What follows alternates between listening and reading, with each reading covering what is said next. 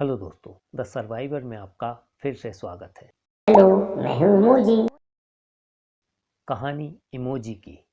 Emoji बिना शब्दों के अपनी भावनाओं को व्यक्त करने का शानदार तरीका। मोबाइल से संदेश भेजना हो या सोशल मीडिया पर कोई भाव व्यक्त करना, सबसे पहले हम उस भाव के लिए एक इमोजी तलाशते हैं। अगर खुशी है तो ये वाला इमोजी, बहुत ज्यादा खुशी हो तो ये वाला, दुखी हैं तो ये वाला इमोजी, बहुत ज्यादा दुखी हैं, एकदम भावनाओं में बह गया है कोई, तो ये वाला इमोजी, और प्यार है तो ये वाला इमोजी। अगर बहुत ज्यादा एकदम टूट के प्यार आ रहा है तो ये वाला इमोजी। और ये, अरे, ये तो प्यार के रिजल्ट का है। खैर, आगे बढ़ते हैं। यही वजह है कि इमोजी आज डिजिटल दुनिया की पहली भाषा बन गई है और 17 जुलाई इमोजी डे के रूप में मनाया जाता है। तो चलिए जानते हैं इमोजी की दुनिया के बारे में।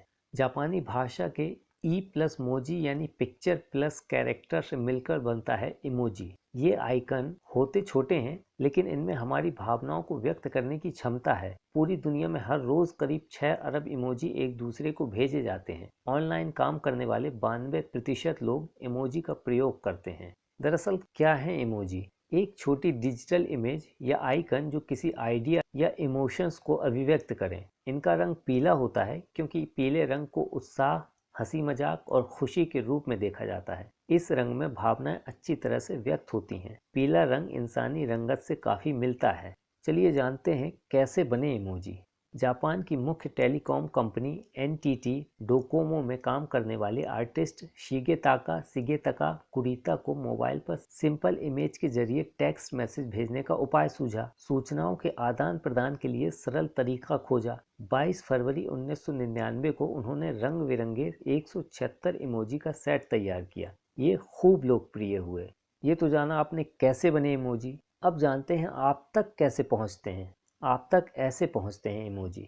लोगों के फोन और सोशल मीडिया प्लेटफॉर्म पर कौन सा इमोजी दिखेगा, इसका फैसला करती है अमेरिका की एक non profit organisation Unicode consortium, जो 1991 से इस पर काम कर रही है। यह कंसोर्टियम इलेक्ट्रॉनिक तौर पर उपयोग किए जाने वाले विभिन्न चिन्हों, कैरेक्टर्स और अलग अलग स्क्रिप्ट्स को बनाने के साथ ही उपयोग के लिए मानक तैयार करती है। एक इमोजी को ड्राफ्ट से लेकर मोबाइल तक पहुंचने में लगभग 2 साल का समय लगता है। एप्पल और गूगल जैसी बड़ी कंपनियां अपने पर्सनल इमोजी बनाने के लिए स्वतंत्र हैं। आगे जानते हैं कि पहला इमोजी कब यूज हुआ। पिट्सबर्ग के प्रोफेसर स्कॉट फालमैन ने 39 साल पहले एक ईमेल में पहली बार इमोटिकॉन, इस मार्क को इमोटिकन बोलते हैं, प्रयोग किया और तब से यह चर्चित हो गया और इमोटिकॉन पीले रंग की स्माइली में बदल गया। पहले ये ऐसा था, फिर ये ऐसा हो गया।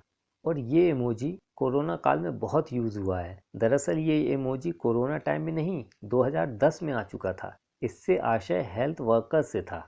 अब जानते हैं टॉप 3 इमोजी कौन से हैं। 212 देशों के 427 करोड़ मैसेजेस पर किए रिसर्च के अनुसार पहला है खुशी के आंसू के साथ हंसता इमोजी। दुनिया में सबसे ज्यादा इस्तेमाल किया जाने वाला और पसंदीदा इमोजी है। अमेरिका और रूसी इसका खूब उपयोग करते हैं। 2015 में ऑक्सफोर्ड यूनिवर्सिटी ने इस इमोजी को वर्ड ऑफ द ईयर का खिताब दिया था। यह पहला मौका था जब किसी इमोजी को शब्दों की श्रेणी में अव्वल दर्जा मिला। दूसरा, हार्ट इमोजी दूसरी सबसे पसंदीदा इमोजी है। फ्रांस के लोग सबसे ज्यादा इसका उपयोग करते हैं। वहीं इंस्टाग्राम पर यह सबसे ज्यादा उपयोग की जाने वाली इमोजी है। तीसरा, हार्ट आइज इमोजी यानी आंखों में प्यार लिए इमोजी तीसरी सर्वाधिक पसंद की गई इमोजी है। एक रिसर्च में कहा गया है कि जिन देशों के लोग खुद में ही मस्त रहते हैं वे हैप्पी इमोजी का खूब इस्तेमाल करते हैं। इस सूची में ऑस्ट्रेलिया, फ्रांस, चेक गणराज्य के नाम शामिल हैं। इमोजीपीडिया।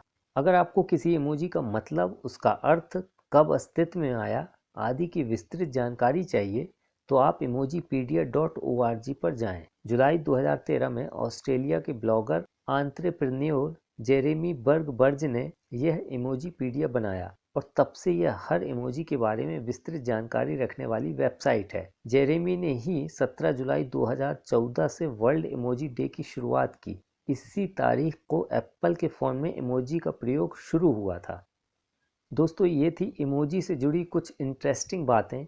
अगर आपको इनमें से कुछ भी पसंद आया है तो चैनल को सब्सक्राइब करें, लाइक करें, शेयर करें। Thank you.